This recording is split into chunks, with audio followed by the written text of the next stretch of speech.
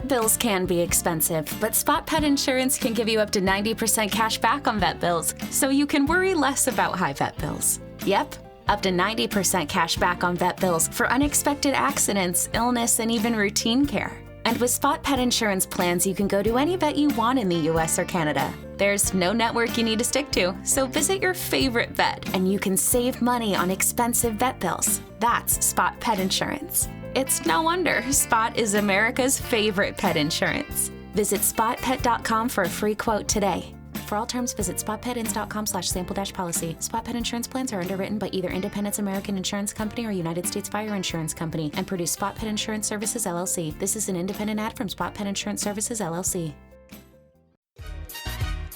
You will dream it. Real. They want to know. Hey. Real. Hey. Real. Come on. Hey. I want to be famous. Welcome to Who Weekly, the podcast where you'll learn everything you need to know about the celebrities you don't. I'm Bobby Finger. I'm Lindsay Weber. And you know what happened this week? What? A very Darren Christmas. Did you see this? Is that his first dare to play with the pun on his last name in Christmas? Because it's the obviously first time a I'd given. ever seen it. Like it's obviously it's the first time I'd ever seen it. It would be leaving money on the table for him not to do Christmas music. It's funny because I think of like, is he Jewish? He's not Jewish, obviously. I don't think he's Jewish. It would be funny to be Jewish and your last name is Chris or something like that. And then it's like you are in this kind of bind where you wouldn't normally do a Christmas album, but your last name is Chris. It's sort of funny if you do, and you may as well, and you like to sing. It's kind of funny, and you already kind of know a lot of Christmas music because it's really just part of culture now. And we live in a capitalist society, so you can make money by recording Christmas music pretty easily. And a lot of Christmas music was written by Jewish people, so it really wouldn't be that awful. Wouldn't be that strange. Why not? And he's touring. This is the first time. Well, I did a sort of great. I mean, I'm not a Darren Criss stan, but he is one of those examples of an extremely good niche person who will be famous enough to be successful and comfortable for the rest of his life, but not too famous. And like, clearly he's not trying to be much more famous than he is. Does that make sense? Mm-hmm. Like, he could basically run off his Glee and his music and kind of the niche fandom that he has for the rest of his life. I think that he's borderline podcast host is what I'm saying. I think he would love to be more famous, and I think him wasn't he Andrew Cunanan in American Crime Story? Didn't he win a literal Golden Globe for that? Right, and people were like, cool. But I feel like that was Darren still Criss, kind of you're one back. of those kind of niche, and obviously Murphy loves him, so like. I think that the thing is, I think you were saying that he seems like he's very satisfied in his particular level of fame, but I think that it took him a while to get there. Yeah, maybe. I think maybe he just got there, and I noticed when I was Googling and I was doing the like search before 2021 to see if he'd ever done Darren Christmas before, and he hadn't. But I found out there was a story that I completely missed from a few weeks ago that Darren Criss and his wife, can you name her quickly? Can you name her? Absolutely. Like not like her name is like Sarah. I have no idea. It's Mia. Okay. It's Mia. They're expecting their first baby. Right. And so maybe he's like, I need something more reliable. I just got to settle in. I just got to buckle up, enjoy my Glee fame, do something corny like Christmas music touring, and make money for my family, my growing family, you know? I'm just saying, I don't even mean, I'm not even trying to be like, he couldn't get more famous if he tried. He probably could do a lot of stuff, but I just feel like he has this great like niche place where he's just like a beloved figure for a certain age and person, and he'll always be able to sell them stuff is kind of my point. His tour is going to all kinds of places. We can see him in New York. Where? We could also go see him in Rochester. Where? He's playing at the Beacon Theater in New York, New York. Beacon Theater's so nice. He's also playing at the Auditorium Theater in Rochester. Oh my God, Lindsay, he's playing at the Orpheum in Boston, Massachusetts. I love the Orpheum. No, he can fill a room. It's good. It's very cool. I don't know. And also, like, I do feel like for singing Christmas music, people just want to show up and hear it, and they don't care who it's sung by. They love hearing Christmas music for the holidays. Speaking of Andrew tour, Cunanan? no, stop. Speaking of live tour, you were about to. I can't do a Speaking of Andrew Cunanan? No, You won't let me do a Speaking of Andrew Cunanan. No, because I was just about to promote our tour, and God knows what you were about to do. Fine, you'll never know. You'll never know I where was just about going. to promote the fact that we're going to be in Atlanta for the first time ever, in Philly for the first time ever, And I think these We are were in shows that Boston I last night. desperately need people to come to. No, they're doing fine, but I think it'd be so sick if these were the first times we came to these cities and they were so like exciting. And I can't wait to be in Philadelphia. I love running up the steps of that museum just like Rocky. a character in my favorite movie. No, Toni Collette and In Her Shoes also runs up those steps. Was that a reference to something? I didn't know. We should go do that and have you can cut them side by side or something fun like that. Mm-hmm.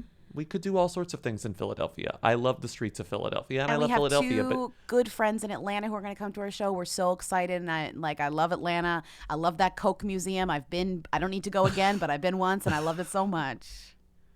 Wait, speaking of the Coke Museum, that's a great segue to our first comment. Is it? Hello. I had to pause the pod to, like many others, I'm sure, to tell you that Dasani is a Coca-Cola product, and they were at the Atlanta Hawks game. So in Atlanta, all sports venues basically have Coke products. Almost every restaurant you go to has a Coke product. It's like they have all the market here. So they have been forced to try not to drink that Dasani water. So anyway, reporting to you live while I walk my dog in Atlanta. Bye. I felt so stupid. Of course, Atlanta, Coke. That's the thing about Atlanta. Coca-Cola. Yeah, you have to drink Dasani. Unfortunately, I will always prefer Coke, but I do agree that Dasani is not good. So like if you're forced to drink, I won't eat. Unfortunately, I won't drink Pepsi. If it's a Coke, place, you have to drink soda over water because you absolutely cannot drink that Dasani. Last night when we went to see Dune in IMAX, the freestyle I knew you were going to tell the story. Coke machine, I knew you were going to all tell the I wanted story. was a big Diet Coke, and the freestyle Coke machine wasn't working. It didn't have any Diet Coke left, which is insane considering you're paying like $400 for an IMAX ticket. You can't get the machines to work, whatever. It's unconscionable that an AMC theater would not have every Coke product in stock. That's what I'm saying. Okay? That's what I'm saying. I didn't pay $9 for this I'm trying to be soda. an empathetic consumer, but no. AMC, if you're spending 2.5 hours in an AMC paying IMAX prices, I better be able to buy a Diet Coke. But it did have oh my God, Kim Kardashian and Pete Davidson get private dinner in Staten Island. This is chaos. That's absolute chaos. Sorry. Close that tab. Back to my Close the Coke tab. story. But what was good is that it turned out that because I was like, fuck this, there's no soda, I went right over to the frozen Coke machine, which I was not planning on getting regular Coke. I was planning on getting Diet Coke. Did it shift the trajectory of my night? Yes. Was I up for hours after? Yes, because I drank full sugar soda, ice soda, when I wasn't expecting to. But let me tell Didn't you like it? that soda, yeah, the freezy Coke is incredible. Frozen Coke. Yeah. Frozen Coke is delicious. You didn't do the best thing when you mixed the frozen cherry and the frozen Coke. Well, I was You a do a little. little You saw I was swirly? doing it kind of illegally, but it was No, my you're fault. allowed to. Oh, I heard you mention that. You thought that you were doing something illegal, but at the AMC now, you just pay for the cup. You can Are put you whatever kidding? you want in it. You can put anything Oh, in it. yeah. They Even don't the care. frozen Coke doesn't cost more than a real Coke. No, they don't care. Same price. At that price, you better be able to get whatever you want, I know. I was like, "What do I owe you for the ticket?" You were like, "Whatever my whatever, but less my popcorn, which couldn't could have even- cost $45." I couldn't begin to guess how much that popcorn cost. I have At no this point, idea. I was like, you know what? This is vacation. I'm seeing Dune and IMAX. No. This is I vacation. It's like being in an the airport. popcorn. I needed the soda. It was like such a long experience. I felt like I was in the desert, and that little thing they wear that like recycles the water. I needed to keep recycling the water because it was like 14 hours long. Not in a bad way, but just you sit there for a long time. Like I uncrossed and crossed my legs like 25 times because I kept like The little thing that recycles the water. We're gonna talk about Yeah. Dune in full on the Patreon. Like I think it deserves a full conversation about it, and we'll get there. But We'll talk about it again later in this episode too, though. okay, but that's Briefly. We'll talk about the full experience on the Patreon, and that is why you would pay and subscribe to us so you can hear us talk more about this. Next call. Hi, Lindsay Bobby. Long time. One of your local Edmonton, Alberta, Canada correspondents calling in. I had to call the pod because I screamed when I saw the Who Weekly Halloween roundup when you posted a photo of Lauren Hunter, who is the girl who dressed up as the boat that got stuck in the Suez Canal. She's actually a local DJ from one of the local radio stations here, and she's responsible for a petition to rename one of the buildings in the city the Nathan Fillion Civilian Pavilion. I guess at the time of Suicide Squad, when they were promoting the movie, Warner Brothers got wind of this petition, and there's actually a video of a bunch of the stars of the Suicide Squad movie talking about the petition to name a building the Nathan Fillion Civilian Pavilion. And I guess this is significant to us because Nathan Fillion is one of our native sons. Edmontonian them, but who to everybody else. Anyway, just had to call the pod to let you know that. Crunch, crunch. Oh, that's funny. I posted it's the person you posted. I posted a funny costume that was like DM'd to me or something. Like I was posting some like funny like not meme costume, but like celebrity costumes, right? I guess I posted her costume and somebody was like, "Oh, that's literally a local Canadian DJ who not many months ago petitioned to rename this city hall and got it renamed for 24 hours." I Googled her after this call, and I found out that this woman, Lauren Hunter, is, I guess, kind of iconic in Edmonton for doing really good costumes on Halloween. Oh, she's what was the kind of all over the place again? What was it? I posted it, but what was it? It was her as the container ship, the evergreen container ship. Okay, that was stuck to the funny. canal. I did a laugh, and I even showed that to my cousin who doesn't know stuff, and she did a laugh too. She knew what it was. I was looking through some images. She even went Lauren down to the Hunter. water to like pose with the water. Like she really, She puts her all. She gives it her all. She was the evergreen. But I think it said Everstuck. The evergreen, yes. Not evergreen, but you know what I mean. And then hers said Everstuck. I saw her costume where I guess there's a building that was perpetually under construction in Edmonton, and she dressed up as that building for Halloween a few years ago. Mm-hmm. And there are some comments within this Reddit post where people talk about how good her social media presence and her costumes are. So this is typical for Lauren Hunter, I guess. They made this petition to rename Edmonton City Hall the Nathan Fillion Civilian Pavilion. Very funny. And the local Edmonton government was like, "LOL, that's funny. Sure, we'll do it for 2 days." And then it's going back. They did it's it funny, for but 2 days. We'll do it for 2 days. Obviously, you have tons of loyal fans in Edmonton. It was actually my Sonic listeners and I that created the petition to get the city of Edmonton to honor you for the Nathan Fillion Civilian With the Nathan Fillion Civilian Pavilion. I always say, when people ask me, "Hey, have you heard about that?" I say, they missed 1 in a million. Hey, Lindsay, Bobby. So you guys are talking about Shark Tale. That fish's name, while her name is Lola, she's iconically known as the sexy fish from Shark Tale, because, I mean, she's the sexy fish. Like, that's who she is. I don't know. I watched Shark Tale like a million times growing up because it was the only DVD that I had in my car. We had like the minivan with the DVD player. But anyways, they also had one other famous celebrity cameo. Katie Couric played a news reporter named Katie Current. And I was a fan, and I've seen this movie way too many fucking times. Scarjo Young Hop. Happy Halloween. I have to say, watching clips of this movie, I'm like, I gotta watch it. Okay. I didn't think that, but that's okay. I just agree. Looks like shit. I thought I gotta see it because It it's just so absolutely looks strange. like shit. Sorry. Well, the Roger Ebert review is really funny because he's like, why? This is not a movie for children. Like, half of this movie is just in jokes for adults. Like, it almost doesn't focus on the plot because it's too busy trying to make jokes that will appeal to the parents of the children who are going. Like the Katie Couric as the anchor woman, Michael Imperioli as the sort of like young godfather, what do you try to say? The mentee. The Michael Corleone figure, know? Right. Anyway, I'm kind of intrigued, especially after Katie Couric as Katie Current. Are they gone? Are they gone? You sure? Good morning, Southside Reef. I'm Katie Current, keeping it current. We've just received official confirmation. The sharks are gone. I repeat, the sharks are gone. I just think it looks like shit. I'm sorry. I think it looks like shit. These fish, they don't look like people. Don't like it at all. They have very sexy lips, I must say.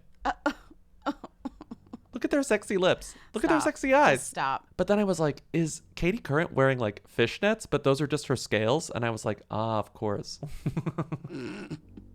Of course.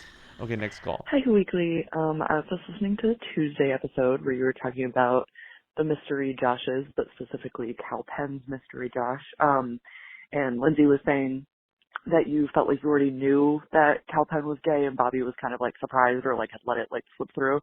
I was just going to say on a little my personal experience as a New York person frequenting gay bars. He's been around. Me and my friends saw him a couple of times at Sweet at like 109th in Amsterdam when we were all students at Columbia. Columbia, ew. Anyway, so I feel like he has been, like you said in the article or whatever, like he has been like around, like it hasn't been like a secret. But it was just kind of funny because when that article came out, the very first thing me and my friends did was text each other and be like, aha, Sweet. Also, I think when we saw him at Sweet, he might have been with Josh because he was with a guy and a group of friends. And it was only like 5 years ago, I think. So anyway, crunch. I have to say, like, this is a case of no one cared. And I don't think that means that no one cares. He's writing a book. People are going to read it. He's lived a very interesting life. And when he presents it, like, as a book, I think it's interesting. But in terms of just, like, no one cares to out Cal Penn. Do you know what I mean? Like, that's not, like, no one's going to be like radar.com is like, okay, not really. No one's going to click this anyways. Even if we do this kind of, like, shitty thing or whatever, because it's, like, not with his, consent or whatever. Like, yes. It's, like, just not worth even the offense. The main issue I had was I was objecting to the use of the term coming out because I just think that that's wrong. Like there has to be another word for that. There has to be another way to phrase this because that makes it seem like he was hiding something. And if anything, it's almost like it just twists the narrative into something that it is not actually. But there's no word. What's the word? What would be the word? What would be the turn of phrase? Like Cal Penn was gay the whole time. You just didn't know, like, or care. I don't know. That sounds mean. It's just Cal Penn. I think it's just Cal Penn announces his engagement to Josh. Right. You know, right. Like I think all you have to do is announce that and not say that it's coming up because you're applying this framework to his story that doesn't actually exist. What if it was like Cal Penn announces his marriage to Josh and then in parentheses homosexual marriage just so they get that just so it's clear. ICYMI, he's a homosexual or gay or whatever you want. I just think then you have both. You have the best of both worlds. Speaking of, I'm just being rude, FYI. He doesn't have to do that. Yeah. Did I tell you the story about I was on the train a few days ago and there was this group of like young women, like early 20s, and one of them had just moved to New York and the other two were visiting. How did you know that? Just like they were talking very loudly right in front of me. And I was on the sea for a very long time. Yeah. Eavesdropping is back, baby. Like back in a big way. Oh, I love eavesdropping. It's back in a big way. And so there was one who I guess moved to New York in May or June or something. I don't remember the math. I think she had been here for 4 months, but she had announced because one of the friends was saying, oh my God, how long have you lived here? How long has it been? And she was like, 4 months. And the other one goes, oh my God, you're like a real New Yorker now. And I was like, this is so cute. Like they're so young. They're very like stylishly dressed, right? Also. Yeah. And one of them, and the one who had been here for 4 months goes, oh my God, I forgot to tell you. Then they named a friend. Like a friend of a friend whose personal trainer, that they talked about his personal trainer. Like Joey's personal trainer fucked Anderson Cooper last night. And the girls that were visiting her were like, oh my God. And they were like, this is the coolest New York story I've ever heard. They didn't say that, I'm adding that, but it was just like, this is so funny to me. Yeah. You know? I don't know. I thought it was very cute. What's that to do with Cal Penn? She's a New York baby. Oh, gay. Okay. Gay story. Gay story. But I was thinking about Anderson Cooper but I was thinking about Anderson Cooper in that, like, his sexuality was more of a secret. He actually was sort of keeping it buttoned up because of his business. Right. You know? Like, he actually was not publicly out, and it just doesn't fit this particular narrative. Meanwhile, Cal's anyway, not that's even fine. You can cut all of that. Like, in the public eye anymore. No, it's kind of funny. Yeah. Mostly I just love listening to people on the train. Hi, Lindsay Bobby. So I just watched Vanessa Hudgens' Architectural Digest. And my main question is, why is she carrying her phone and her keys throughout the entire video? Okay, thank you. Crunch, crunch. Bye. I love that you picked out, like, you're very eagle-eyed, very smart, because when I watched the 80 tour, there was nothing particularly funny about it, just the fact that she herself is funny. There's a part where she points out her Cali water fridge, which is like her sponsored beverage, and she's like, got to stay high, and like the way that she says it is like every word has a different, like, I don't know how to. We gotta stay stocked. Keep everybody hydrated. Anyways. I mean, the thing about the Vanessa Hudgens AD tour was that I was just watching it thinking, nice house, you know? Right. Oh, that's a nice house. The two funny things Cool. about it were it's Gary Oldman's house. He sold her house. And the other funny thing is it's Cecil B. DeMille's mistress's house. Mistress's house. That's why it was built for his mistress. Cecil B. DeMille built it for his mistress. But the funny thing is that Gary Oldman did all this shit to the house that Vanessa hated. And so the whole video is her being like, these walls were like bread. I painted them over, and these knobs were red, and this floor was blah blah. The one thing that Gary did do that she liked was he replaced the floors, and she likes the floors. So thank you to Gary. She loved the floors. Oh, and the floors. The floors were a big selling point for me when I saw this house. Gary Oldman lived here before me, and he put these in. They're 18th century French oak from an old chapel in Europe. No, and she never calls it ugly, what Gary did to the house, but she sort of implies it. Didn't you get that sense too? Like, she didn't want to insult his taste explicitly she kind of in this Dakota video, Johnson's what maybe was a more funky Gary Oldman style house, you know? Yeah. I mean, her house is absolutely beautiful. But okay, back to the call. Truly the funniest thing is that she's carrying her phone and keys the whole time in one hand, which is like incredible. I didn't even notice that until you said that. It. Why is she doing that? Why? It went over my head. I think it's like nerves. It's sort of like the adult version of a child's doll. It's just kind of funny because it's almost like she's a realtor showing you the house, and she's like, "Okay, I got 20 minutes before the next couple comes in. Here's my Cecil B. DeMille picture. The knobs were red. I painted them, or whatever." So as you can tell, the land is very French and vibey. It comes with Cali water fridge. Help yourself if you want. This place, it's on for 11, but it'll probably go for 12, you know? I don't know what that means. I don't know how much the house costs. I mean, we found the old story from when she bought it. Yeah. She bought it in 2018 from Gary Oldman for... How much? According to a couple of well-informed real estate tattletales, the new owners are cohabiting High School Musical franchise star Vanessa Hudgens and Austin Butler. Built in the early 1920s, the vine this was when they were together. They bought Georgian a house colonial. Oh my God, they bought it for a wee bit below $5 million. Okay, Gary Oldman bought it for a bit below $2.9 million. So Gary Oldman made over $2 million on this fucking house. I don't like that. Because he sucks. Because he sucks. He sucks more than her. Of course he does. Yeah. He actually sucks. Vanessa Hudgens sucks in sort of this like nebulous way that's just like, whatever. Yeah, You're mostly fine. Is toxic. I find you. That's true. He is a toxic man. That's true. Vanessa Hudgens got stoned and said weird things about coronavirus. She bought it with her ex-boyfriend, but now she lives in it with her Princess Switch clones. So there's enough space for her, the other one, and the other one. There's 3 of them. Every year there's less space. Every year they add on a sequel, she goes, "Ugh, I have to add an addition." But then Netflix there goes says, another guest bedroom. We'll pay for you to expand. It is so not to be Netflix. It is so Netflix Black Mirror, like as in like the bad version of Black Mirror. Is it the Black Mirror the bad version? It got bad whenever Netflix took over, kind of. Of course it did. When it was just this weird BBC thing that you like had to watch, it was more interesting. And then it was like out of future things. But isn't Netflix actually cloning Vanessa Hudgens secretly to populate their holiday franchise? Something very Black Mirror-y, but like bad Black Mirror. When they had the idea to do Princess Switch, they came to her and they said, "Could you play, 2 different roles?" And she said, "Sure, I could do that." And then they came back to her and they said, "Could you play 3 roles?" And she said, "I absolutely cannot do that. I'm not prepared to play 3 me." And they said, "Okay, we're going to have to find out another way because we absolutely have to do this threequel." And then they cloned her. So it's actually Vanessa twice and 1 clone. Lindsay, I can't. This is like...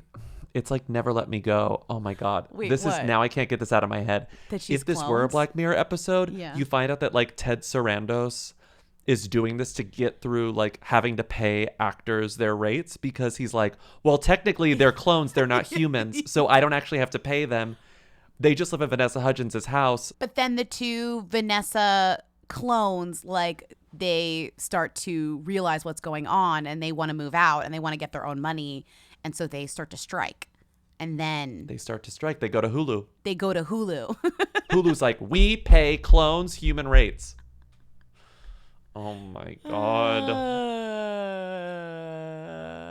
But the deal with Vanessa Hudgens' house is that Ashley Tisdale, her High School Musical co-star, did the interior design. Okay, she does say she gave her advice. She doesn't say she did it. She mentions her frequently enough that I think Ashley Tisdale had significant advice. Yeah.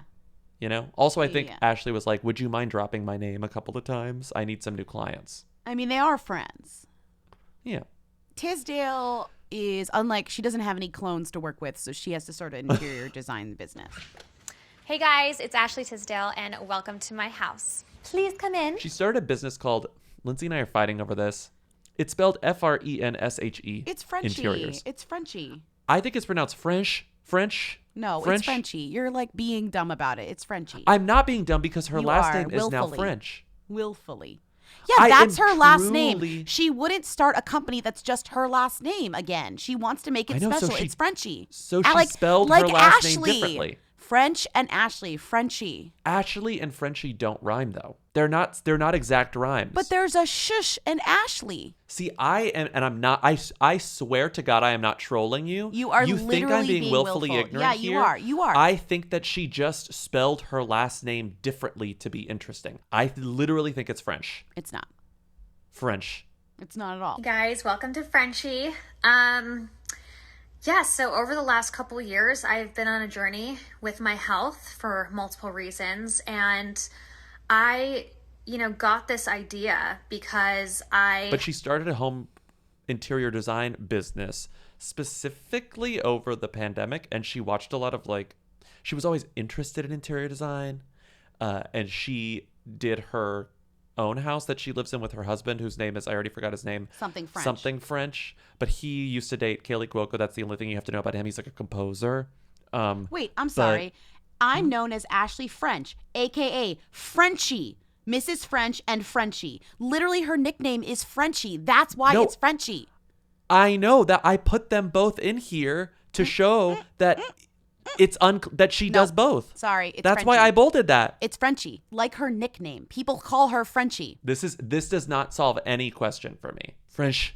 No, it's not. It's not. Hey guys, welcome to Frenshe. Oh, sorry. Nice to meet you. I'm Ashley French, and my business is called Frenshe. No, that's ridiculous. It's Frenchie. I'm like shoving my feet further into the dune. You will not. I'm like using the dune sand compactor. I'm stuck here, baby. I'm not you're getting literally out of now this. now you're just being contrarian. If you are Ashley Tisdale, call in and say if it's French or Frenchy. The point is, Hey guys, welcome to Frenshe. she is now an interior designer, but it's not her full-time job. She's like, I do it, but it's not my full-time job. I'm still an actor first, but I wanted to start this business Sorry, but what after is she watching this acting master in? class. Well, she says, because Architectural Digest interviewed her earlier this year and said, how would you describe, and they said, what's your goal for your business? And she just goes, to have fun.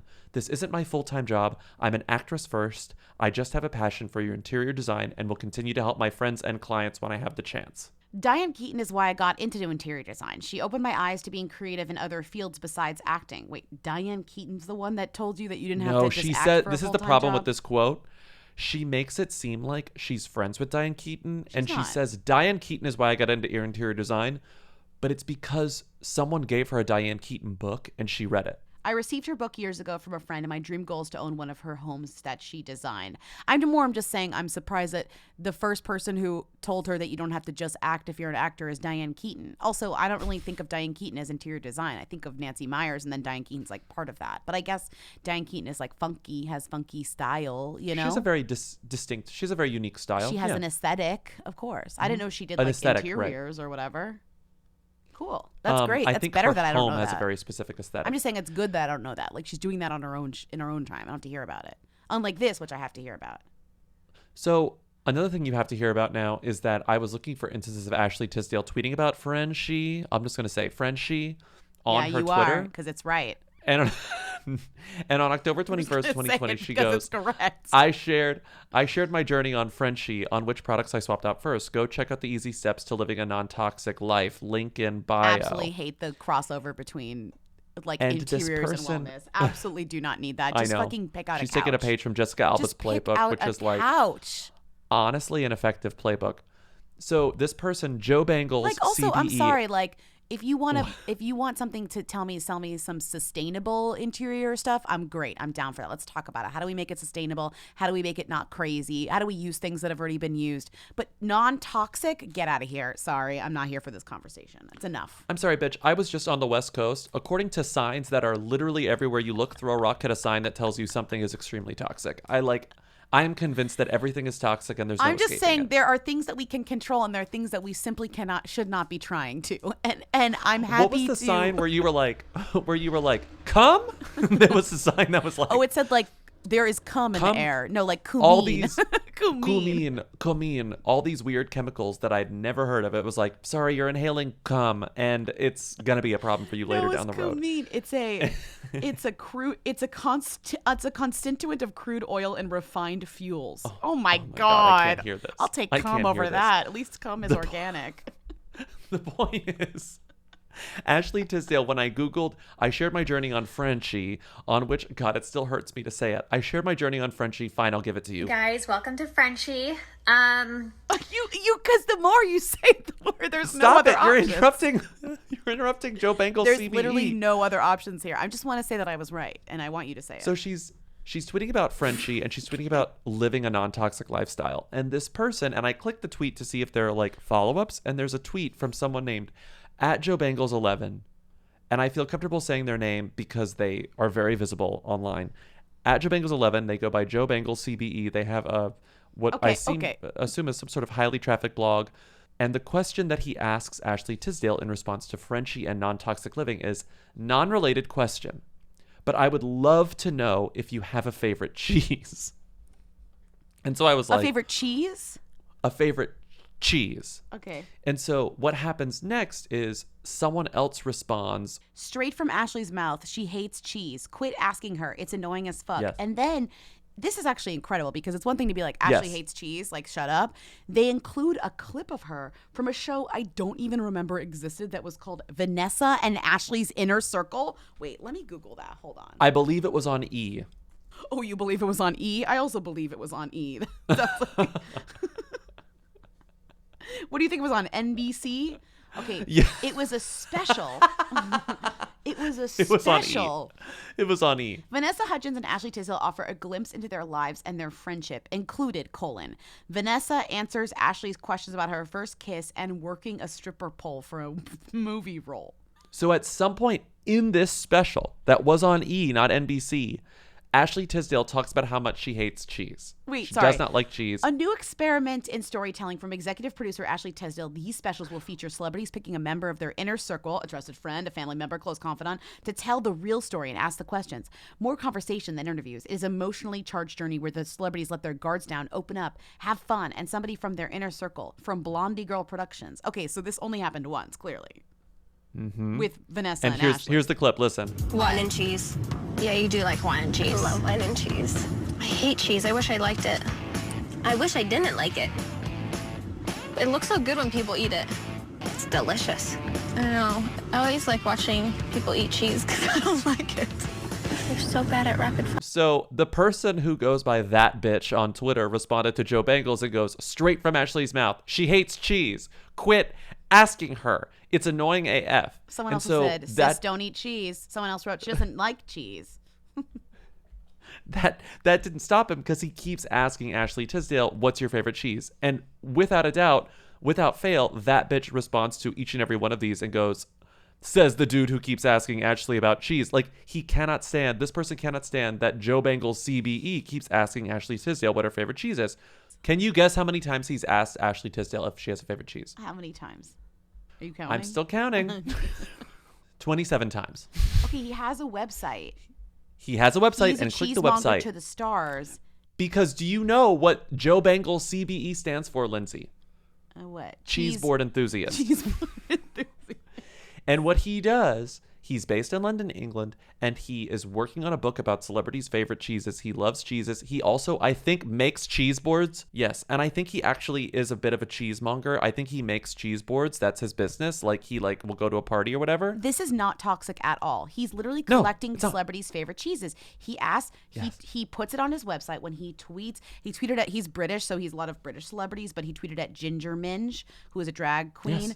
Yes. What's your favorite cheese? He tweeted at Davina McCall, who's a British personality, Holly Willoughby, Mark Hamill. Mark Hamill's favorite cheese is blue. Blue. Patricia Cornwell, who's an author, like a very successful novelist, and she was like, my favorite cheese is cheddar. Like, she just instantly responded. I know, people are responding. Oh my God, he compiles all of the responses on his blog. He tweeted at Martha Hunt a bunch of times, and she wrote, "You are so persistent. For that, I will tell you, it's Gruyere."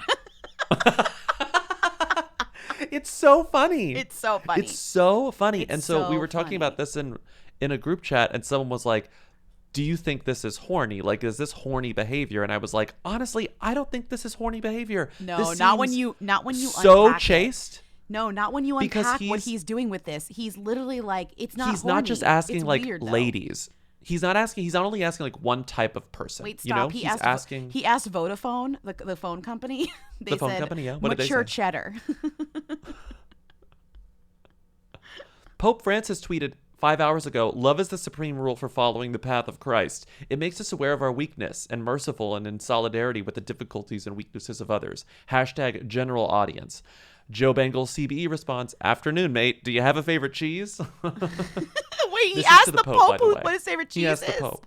Jordan Yes, he Jordan asked the Sparks. Pope. He asked Jordan Sparks. She said, "Chow cheese is fire." I don't even know what that is. Man, there's so many different types of cheeses. He asks pretty Kathy much Bates. everyone he asks everyone all day, and it's very clearly like, you know, he's throwing a pot of spaghetti at the walls and waiting for one of them to stick, and occasionally it sticks, and then he gets to add it to his book. No, I love. He asked his collection is He asked really Matt great. Iglesias, like, what? He doesn't care who he asks. He just wants verified people to ask. Kathy Bates says, Taleggio, Stilton, Brie, Camembert, in no particular order, but I don't eat them. Too fattening, so don't send me any. He's not going to. He has too many people to ask about cheese. He's very busy. Pop quiz. When Joe Bengal CBE asked Susan Sarandon, unrelated question, but do you have a favorite cheese? Did she respond or not? Yeah, of course. No, she didn't respond. She did not respond. Okay, pop quiz. What is Mark Ronson's favorite cheese? Oh, Gruyere. No, it's Parmesan. Oh, that's boring. That's a dumb favorite cheese. Last question. What is Minnie Driver's favorite cheese? Something stinky. Gorgonzola. Okay, that's a trick question. She retweeted him and said, "With admiration for your extraordinary tenacity and spamming my timeline with this question for the past few months, I will say this. I hate cheese. Now you may stop." I was going to send you this screenshot, and I accidentally sent it to another Who? group chat. Oh.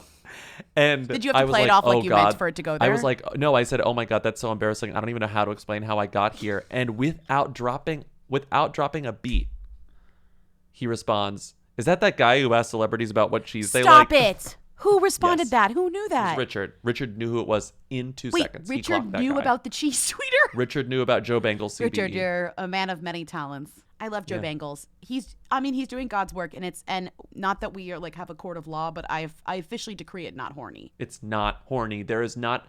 I mean, the horny meter is below the line here. Yeah. Okay, it's not anywhere above it. Thanks, Joe. Thanks, Ashley. Thanks, Vanessa. Okay, Thanks, moving Architectural on. Digest. This really took us really Thanks, far. AD. This took us far. Let's Okay. go to the next. This podcast is brought to you by Squarespace. Can't imagine it any other way. WhoWeekly.us is a Squarespace. It will always be a Squarespace. We love our Squarespace. Even if they said no more advertising on this podcast, we would still have it be a Squarespace because honestly, it's just the easiest, sanest way to have a website on the internet at this point. Yeah. I really can't think of another option. No, I wouldn't even know how to do another option at this point. It's like it is a perfect way. I know they have all the features I need. If there's a new feature that I need somehow in the future, I know that they're going to have it. Mhm. Let's say there's something we need to do on this website that I can't even think of right now. I know that As in the future technology advances, that they will have our I back. trust that Squarespace will keep up.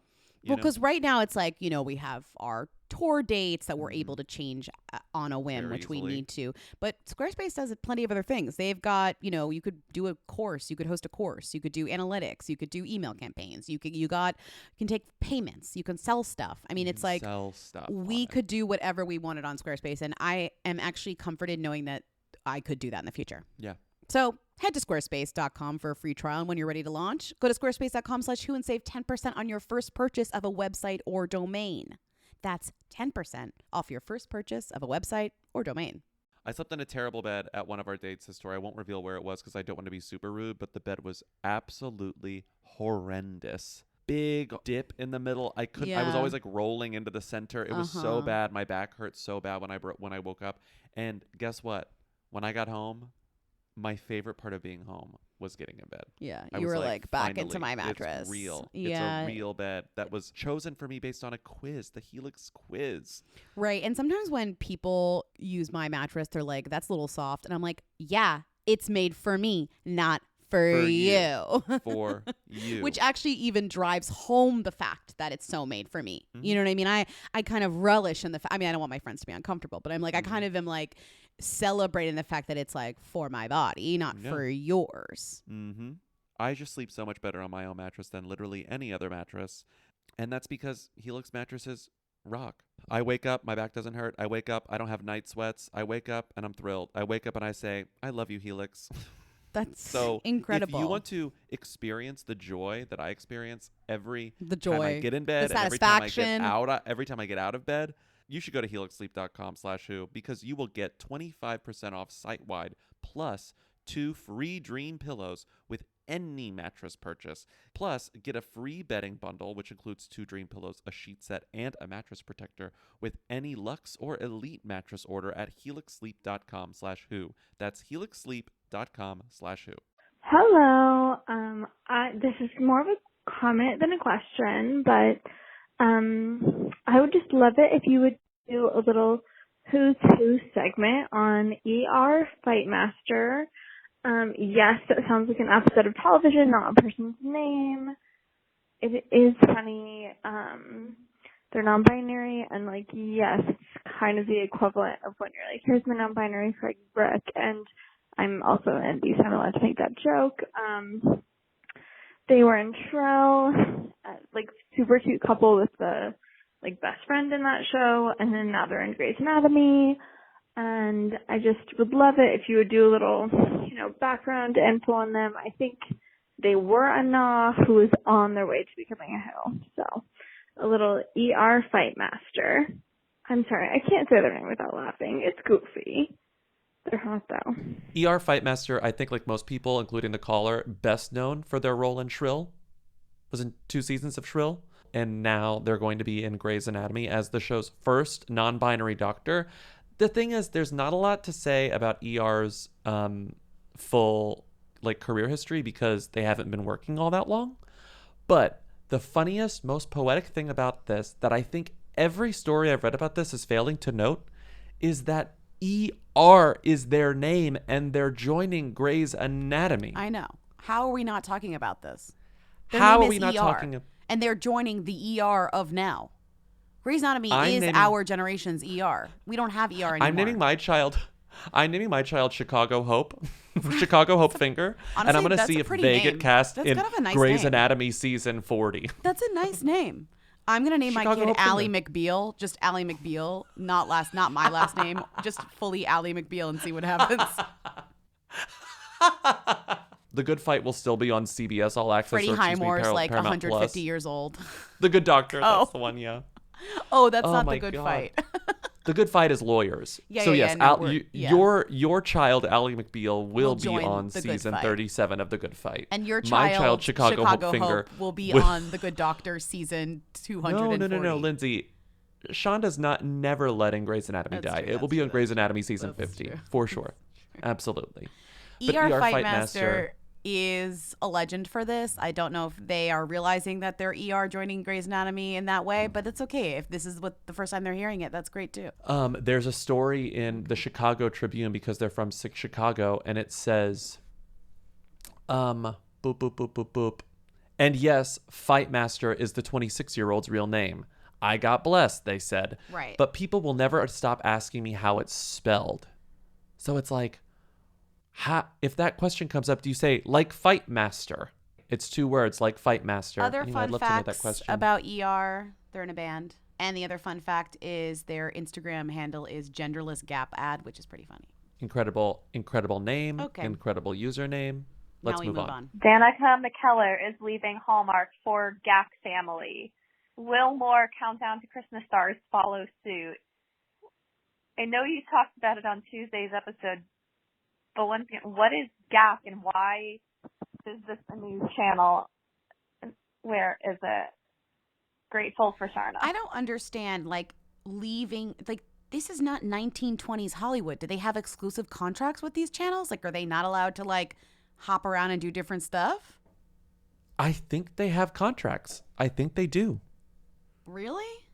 Yeah, it feels like this play. I mean, it actually makes sense when you think about these movies that are so traditional and like trapped in time. Like, isn't it sort of surprising that it would like exist in this weird bubble of like the type of studio system where you're sort of beholden to a single studio or a single like production company? Shocking that it is that way, but yeah, sure, maybe. But this shit only gets coverage like 2 months out of the year, so I don't know. Like, this isn't actually It's important just funny, news. when I did think it's just Danica inflated McKellar because become a power player worth giving a shit about what channel she goes to do Christmas movies at, you know? Lindsay, I had the same question, and when you go to the message boards and the subreddits about these Hallmark Christmas movies and the people who are like really in it, like knee deep in it, they do love the casts. They watch these movies for Candace, for Danica McKellar, I know. for Lacey Because Chabert. when they go to the fucking Comic-Con of Hallmark, they like meet them. Yeah. Yes. They love Lacey Yeah. Chabert. They love Murray. They love it. But the thing that I found really sort of nefarious about this that we didn't talk about on Tuesday because it wasn't exactly clear is that the person who runs GAC Media, aka Great American Country Media, the company that owns GAC Family, which is where all of these Hallmark-ish Christmas movies live, is Bill Abbott, who used to be the fucking guy who ran Hallmark Channel. He is the reason that Hallmark Channel pivoted into Christmas programming the way that they did. Like, he is the reason that Hallmark Channel, like, became what it became over the past 10 years. And the reason he fucking left Hallmark Channel was because of the Zola ad where the 2 ladies kissed on the lips at their wedding. And everyone got all pissed off. Fucked up. The Zola ad airs. In case you want to remember, the Zola ad airs. 2 lesbians kiss at their gay wedding. People are like, this is fucked up. They take the commercial off the air. Then there's an uproar. ACLU releases a statement. Zola releases a statement. Zola? Yeah. So that's Zola, that's the company, like the movie, Yeah. like the tweets. Well, and I just forgot that now the movie is more iconic than the company in my It's true, brain. yeah.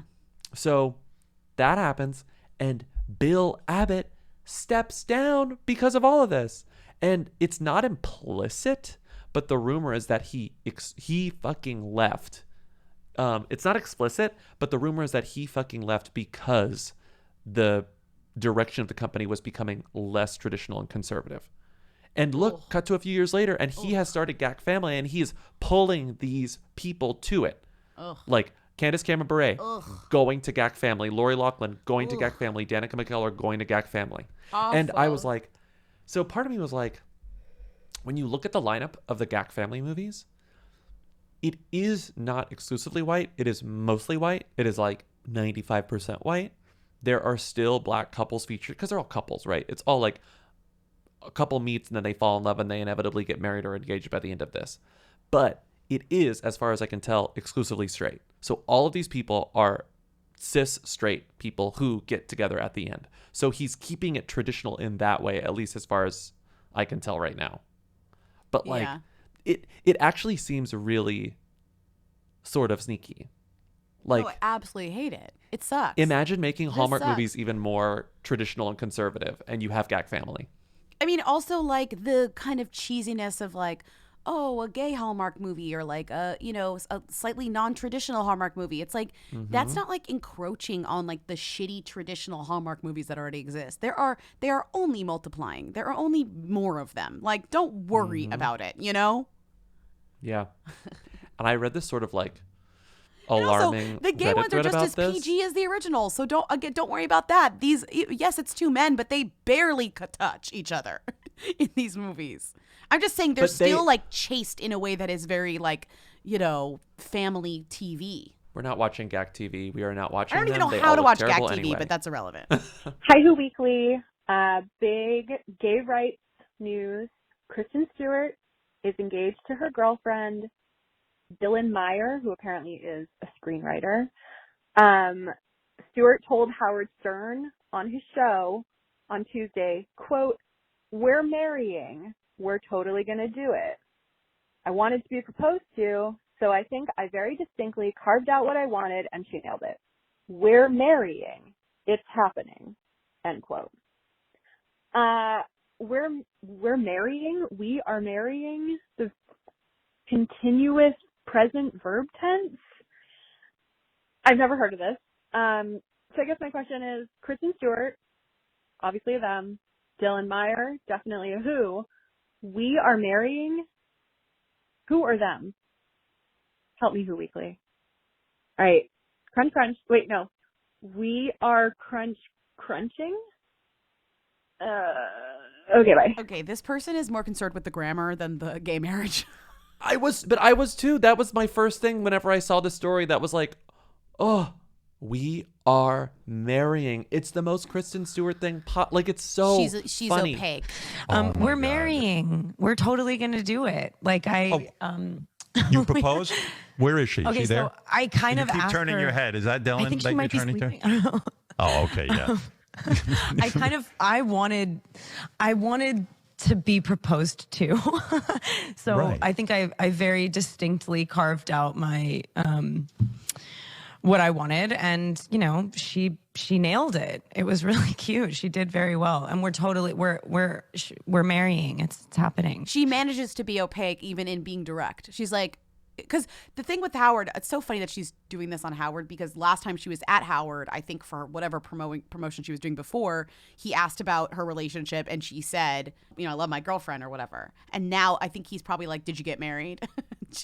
The story was November Right. 19th, November 7th.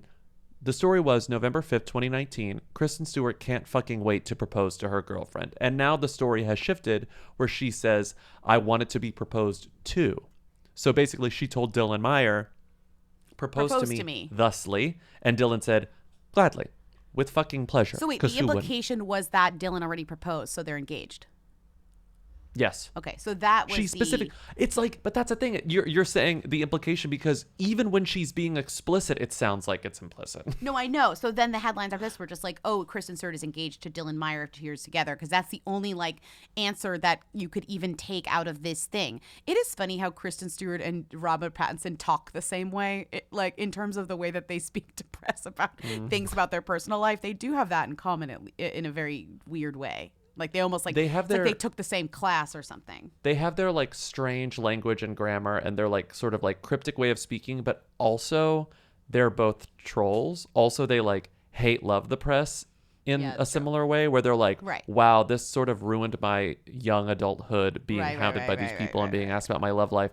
So let's have fun with it while we can. I mean, it's also funny because Kristen Stewart is only going to be talking about these things because she's doing press tour for Spencer and there's no other time. So you ask now and you get an answer, or you're not going to hear from her until like the next press tour that she's forced to do. When she wins an Oscar for Spencer, no, she won't win. You don't she think might she'll win. win? She might What? win. You said you she'll thought get she would nominated. win.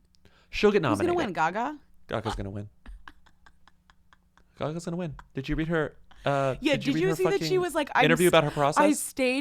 I stayed doing my Italian accent for 6 months, and also I want to be a war photographer. Like, okay, She's bitch. a fucking legend. Who are you? She's a fucking legend. What are you talking about?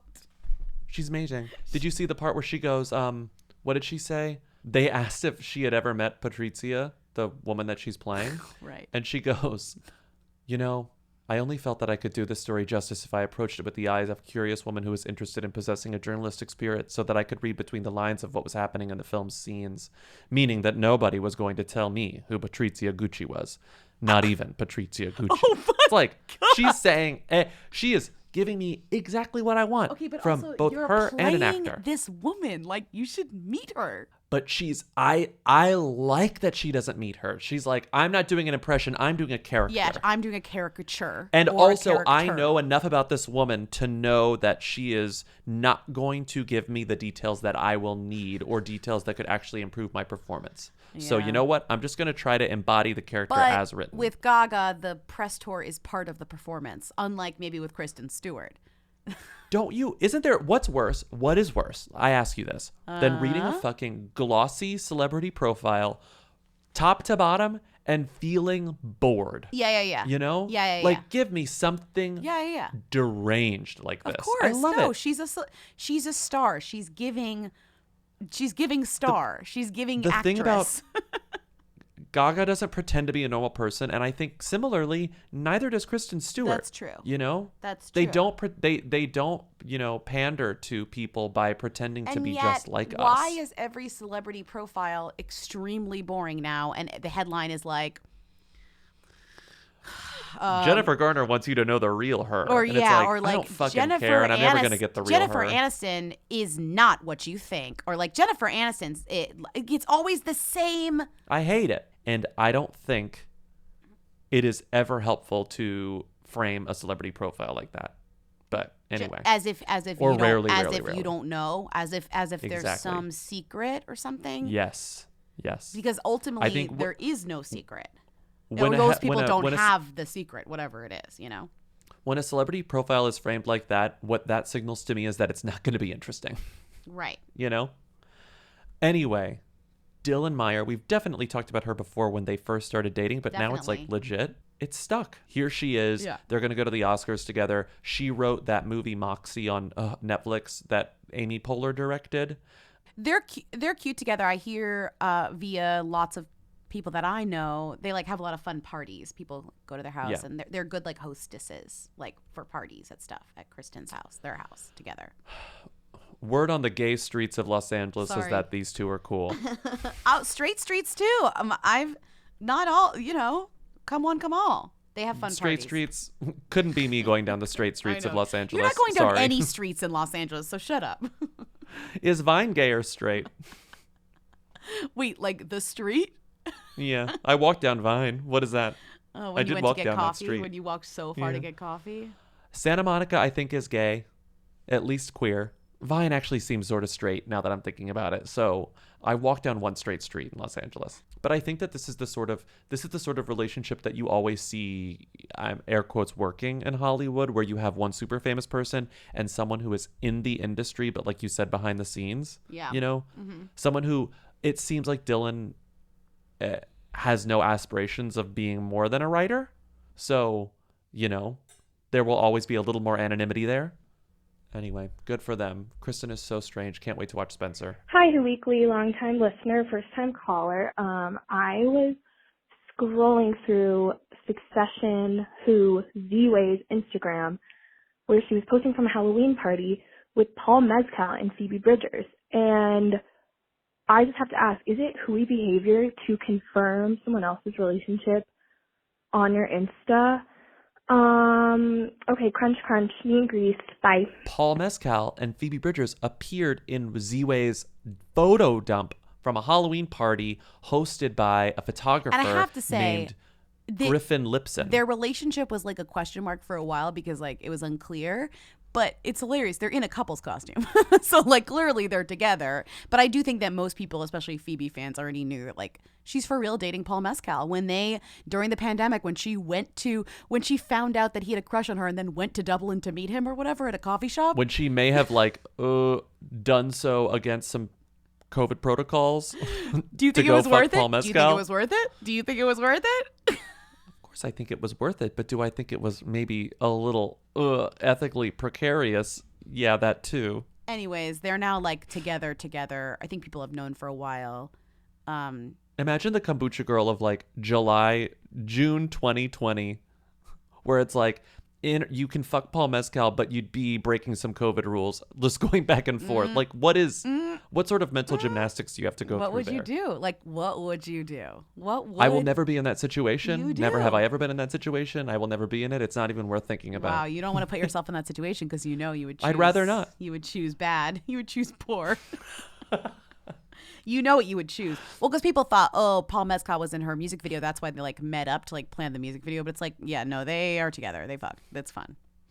Me asking the flight attendant for like, can I get another tomato juice, please? Just keep the tomato juices coming. Keep the tomato juices coming. The guilt is racking as you head there. Watching The Fugitive, feeling guilty myself. But yeah, Oh my God. anyways, cute But couple. what is the couple's costume? Is it? Yes, it's fucking. they're Megan it's Megan Fox and Machine Fox? Gun Kelly. I mean, he's not blonde in this, but they're definitely something. He's tattooed chest. She's long brunette wig. I gotta say, it's not a great costume. It's not No great. offense to either of them. It's not great. It's not a good costume, but it's definitely sexy and they're definitely fucking. Yeah, no, I mean that's okay. That's the conclusion I'm trying to say. It's So like, that's the conclusion. Yeah. I guess I don't need to know that it's a couple's costume. I just need to know I'm the body language expert that talks to people in Us magazine right now. And according to my own body language expertise, they fucked 5 seconds after this photo was taken and they fucked about 7 minutes before it this will photo was taken. never not be So- funny that these two got together and were outed by a cafe tweeting that they were in the cafe. That is never not funny. They tried to go as far as they could to like a little pub in Ireland, and they just got And they spanked got by the spotted. media. Lucy Dacus leaning against Phoebe Bridgers, looking at the camera saying, they definitely just Yeah. fucked. Is Phoebe Bridgers a them now? Like that's even more of a confusing I don't question. think so. No. I don't she think either of might them are be. them. No. I think she might be. Paul Mescal I don't isn't, think we're there but yet. she might be. I think the fact she that is. you and I listen to Phoebe Bridgers constantly doesn't mean that she is a them. But that's not what I'm saying. I'm just saying like she's talked about a lot. I think she's talked about it. I think you have to step out of like I know, our but I own still think that it is world. Sure, but she plays like It's like the she conversation plays with like all those guitar all the, music. I think a lot of people listen to that. like all the cis straight girlies who were dressing up as skeletons. Like how many of that? Like when They Chriselle was a knew. skeleton, do you think Chriselle knows who Phoebe Bridgers is? No. I think she does, You know? but I don't think she knew she was dressing as her for Halloween. You think Chriselle Staus knows who Phoebe Bridgers is? I kind of think, yeah. Phoebe Bridgers is like a Oh, I do rock not think star. Okay. I don't think she's quite All there right, yet. Agree, disagree. Agree, disagree. Agree, Okay, disagree. okay, Agree, disagree. next call. Agree, disagree. Hey, Lindsay Bobby, long time. I saw a tweet about this and it got me to thinking. Does the Queen know who Mario is? Like, could she identify Mario as in Mario and Luigi? All right, thanks. Crunch, crunch. Bye. This is old because Somebody we didn't tweeted do a this, Who's There right? last week. Somebody tweeted this and it went viral. And because the tweet about whether or not the Queen knows Mario went viral, a lot of people saw it who listened to the podcast and were adding us. And I was like, honestly, that's a pretty good question. It's a pretty good question. Yeah. I think the answer is no. I think the Queen has no idea. I just find this. I think the Queen knows who Mario is. Don't you think the Queen would look at Mario and say like, "Oh, video game guy"? No, because I was thinking about. You don't think the Queen knows what a video game is? I think she knows what a video game is. But I don't Mario think that she is knows like some of the. Mario is the Mickey of video games. Like that's the character. That is if you're like name a video game, it's like Mario. I think the Queen knows who Pac-Man is. I think the Queen has heard of Pong, maybe played it once, said not for me back in the 70s. I just don't think that the Queen cared. I think she probably found it silly. No, she didn't want to commit it I don't to care whether memory. she cares. I don't need her to be a gamer. Does she know who Mario is? Where else do you get, especially in the 90s, I guess, and 80s, where else were you getting Mario unless you had kids who were begging to play Mario on their NES? She didn't. Like, those were her grandkids, and I don't think that she was that, like, closely involved with them. And her own kids are too old, way too old for it, obviously. So it's just like, I don't think she cared. And I think she probably found video games to be a silly toy. So even if William and Harry were into their Nintendos in 1989. Yeah, like she had grandsons. She knows what the video games are. And not that she What do like they went to a always say Toys R about- Us and picked out the toys, but you know. What do they always say about Buckingham Palace? That it's like crumbling, that it's falling apart, that it's stinky, that like the wiring always works. You think they could plug in? You think they could plug in You're like being, mildewy? you are being a fucking difficult. NES into this old ass television If the in Queen Buckingham wants Palace? to play fucking Mario Party, the Queen is gonna play Mario Party. You think the Queen wants to play Mario Party? I don't think she wants to play. You are willfully misreading me. I don't Wow, think we're- she wants to play Mario Party, but you blaming. We cannot stop you- disagreeing. We are fighting you this blaming episode. you saying the Queen doesn't know what Mario is because the wiring in Buckingham Palace is old is a straw man argument, and like I will No. not be here for it. No, I You just said really, that. I said that was one of the reasons. You said that was the reason. I think the Queen just exists on another plane of existence, and video games are so childish. I think she would immediately scoff at the notion of them. Okay, I don't think she And- wants to play video games. I just think she knows who Mario is. That's my argument. I think that she's not. I think that she's not sucking in any of this information. Okay, well, she's got a lot to focus Like I feel on, like even if I asked my mom who Mario was, and I was of the age where like Your mom knows my who Mario siblings had a is. thing, she would barely know. She would say, know. "Oh, that's video game." She go, "That's video game." I don't think she'd know and he's a that's plumber. enough. That's enough. I don't think she'd know he's a. Well, I'm saying my mom barely knows. The Queen pays much less attention to pop culture than my mom, I bet. And the Queen didn't raise children in, the 80s Okay, and the I 90s. hate this conversation. This is like two idiots who don't know anything talking about nothing. We need to move on. All right, we need to move on. Hi, Who Weekly, long-time listener, first-time caller. I just saw Dune, and I'm obsessed with it. I loved it so much. And I wanted to call and ask a Dune-related question. The cast is very star-studded, full of hot people. We have Timothée Chalamet, Oscar Isaac, Rebecca Ferguson, Jason Momoa, Stellan Skarsgård, Dave Bautista, someone else I'm forgetting. Oh, Josh Brolin. I was wondering, like, a lot of these people are pretty vemmy, but I don't know about Rebecca Ferguson and, like, Dave Bautista, and I was wondering if we could get a whoiest person in the Dune supporting cast. And I also was wondering if you guys had seen Dune. I just want to know your thoughts. Anyway, ScarJo Pizza Rolls, Leanne Cuisine. This person wants to know who is the whoiest actor in the supporting cast of Dune. Looking at the cast of Dune, there's no one hooey in like a behavior way. It's more about who is like. There's no like who's in Dune in that way. Like there's no like one Ashley shilling for- Tisdale's in Dune. Right. No one's shilling for Callie Water in Dune. Right. So that's what I'm saying. I'm looking at the cast of Dune and I'm saying, wow, this is like a pretty like intense cast of like actors types, like Javier Bardem is even like kind of almost the most like kooky person in Dune in a weird way. Jason Momoa also a little like of a kooky person in Dune, right? Because everyone else is like Charlotte Rampling and Josh Brolin and like Dave Bautista and like. And then you have your like British prestige Of course, actors, right? It's a hard question to answer actually. The whoiest person in Right. Dune is like Zendaya. Do you know what I mean? Just for the fact that first of Well, all, the whoiest person that right. she's the lead in the poster, but then she's in it for 7 minutes. Even though I understand why now that I've seen Dune, but like that's a hooey move. Is leading with Zendaya as if she's like the star of this movie when like she says 4 things. I mean, I guess if we were really sticking with our Timothée Chalamet was once a who, now he's a them. Zendaya was once a who, now she's a them. We've definitely talked about Sharon Duncan Brewster because of other things she's been in. Mm-hmm. So I think, but she has yet to grudge who wait. Mm-hmm. We've never talked about Chang Chen on this podcast. No. I don't even think we've talked about Charlotte Rampling on this podcast. haven't. So it's like we've talked about the Skarsgård because of it might be Stellan Skarsgård. Honestly, you know what? The answer is Lindsay. The answer is You're Stellan right, Skarsgård, because and here's why: he's because we've talked about his whole fucking family. We have. All those fucking We've Skarsgård talked about assholes. all these fucking Skarsgårds, and he, as It's a Stellan daddy, Skarsgård. was in Mamma Mia too, which is very hooey. Mm-hmm. Yeah. Okay. It's unfortunately Stellan Skarsgård because he's in the Who Weekly canon. He's the. Oh yeah, that's him. I didn't know that was him. Harkonnen. They dunk him in that oil Baron mixture or Harkonnen. whatever. Okay, the best part of Dune is, this is not a spoiler, they get to this like new place and the woman's like, oh, can we get coffee service? Like she like one of the things It's Sharon Duncan Brewster. she says, oh, can we have coffee service?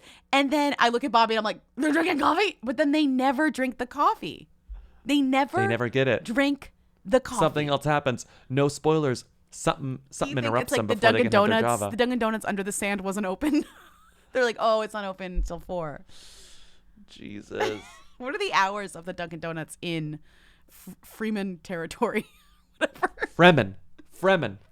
Hey, Lindsay, Bobby.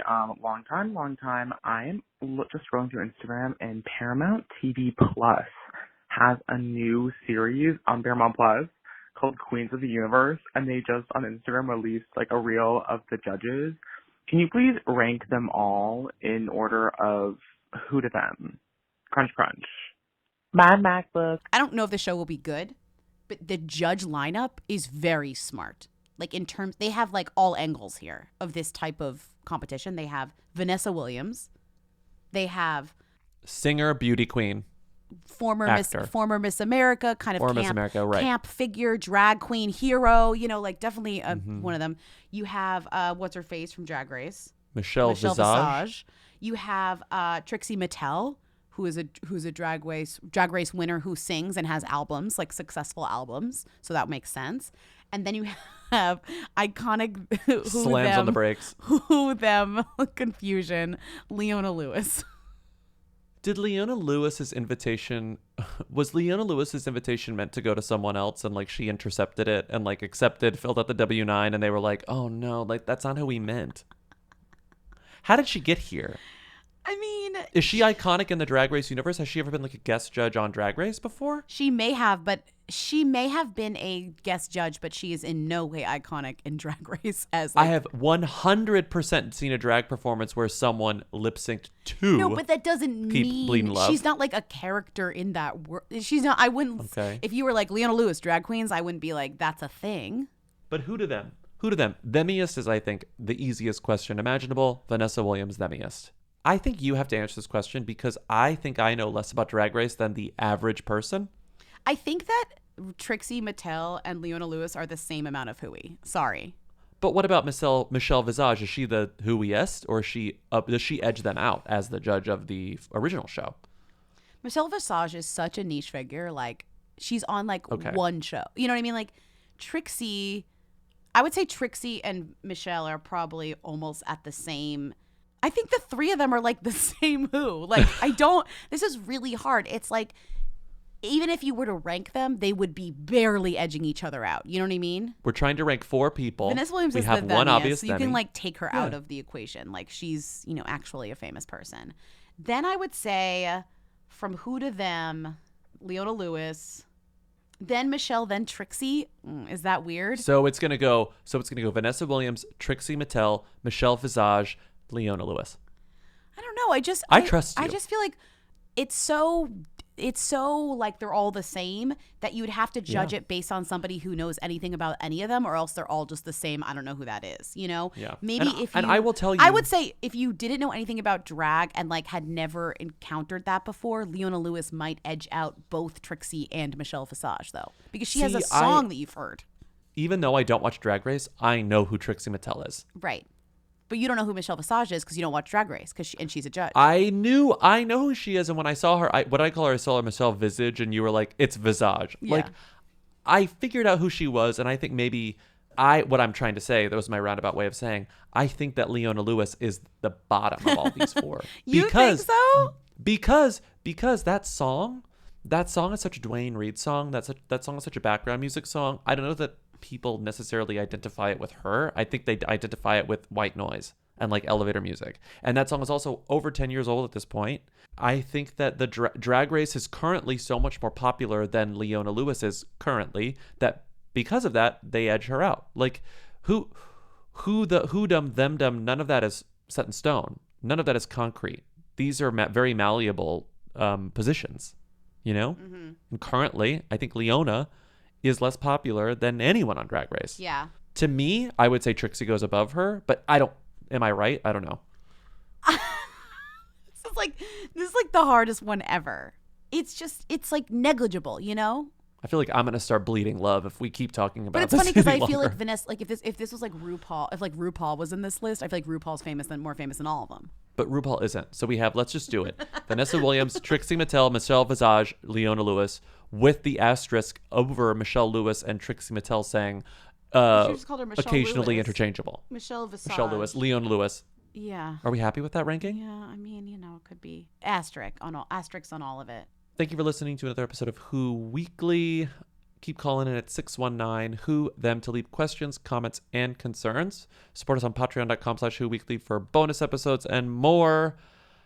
Rate and review us on Apple Podcasts. We love your ratings and reviewing. See us on tour in Atlanta, in Philly, in DC, and Minneapolis, Chicago, Detroit. Come and see us, whoweekly.us/live. And we'll see you. Oh, thank you to Katie and Eric of the Who's for providing our Read a theme song on Tuesdays. And thank you to our research assistant, Timmy, for all your help. We will see you on Tuesday. Bye. Bye. You will dream it. They want to know. Hey. Hey. I want to be famous. Hi, first time, long time. Listening to you discuss the M&Ms and rank their who themness, and I can't believe that you didn't know that the yellow M&M is J.K. Simmons, Oscar winner J.K. Simmons, J. Jonah Jameson himself. Unbelievable. Goodbye. Hi. Obviously both of these things are them, but if you had to choose between farting and burping, who is the who and who is the them? And if you're thinking about not answering this question, just know that if you don't answer it, you will be cursed to fart and burp every second of every day for the next 15 years. Thank you, French. Bye. Hi, Lindsay, Bobby. Medium time. I feel confident that you're not interested in this question and that it's not a good one. And so, you know what? I'm not going to ask it. Okay.